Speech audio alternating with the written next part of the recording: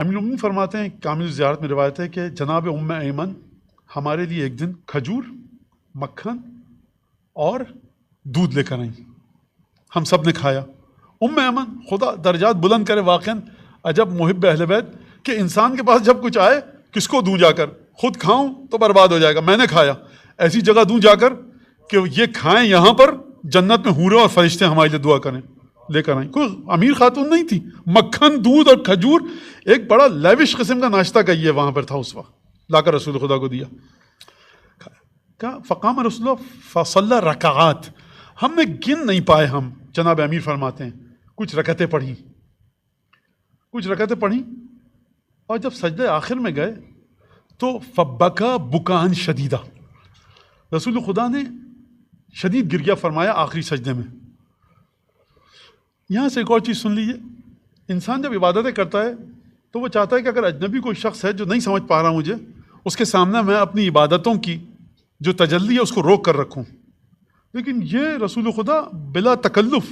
بلا جھجک ان گھر والوں کے سامنے عبادت کر رہے ہیں۔ اب یہ خود ایک الگ بحث ہے، بہرحال اس کو یہاں تک سن لیجیے آپ۔ ختم کی نماز تشریف فرما ہوئے،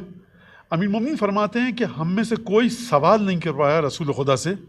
کہ سبب کیا تھا، وجہ کیا تھی آپ کے بکائے شدید کی۔ اجلالا لہو، رسول خدا کو اجلال، جلالت اور عظمت کی وجہ سے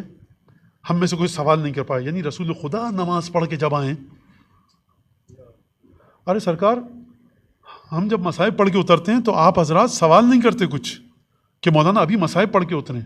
ایک احترام ہوتا ہے مصائب کا، ہے نا، مصائب پڑھنے والے کا۔ رسول خدا، ہماری اوقات کیا اور حضرت رسول خدا کی منزلت کیا، کوئی نجاست اور طہارت کا کیا جوڑ آئے، کوئی نہیں پوچھ پا رہا، سب چپ بیٹھے ہیں۔ فجلس الحسین فی حجرہ، حسین اٹھے اور جا کر رسول خدا کی گود میں بیٹھ گئے۔ یعنی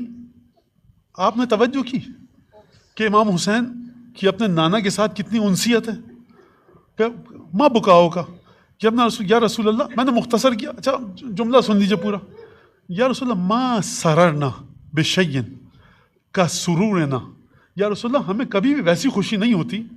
کہ جیسی اس وقت ہوتی ہے کہ جب آپ آئے۔ یعنی میں اپنے الفاظ میں کہوں، اگر میرے بچے بچیاں سن رہے ہیں، کھانا بڑا اچھا لائیں گے ام ایمن، تبرک لائیں گے، نظر لائیں گے خانوادہ رسالت کے لیے،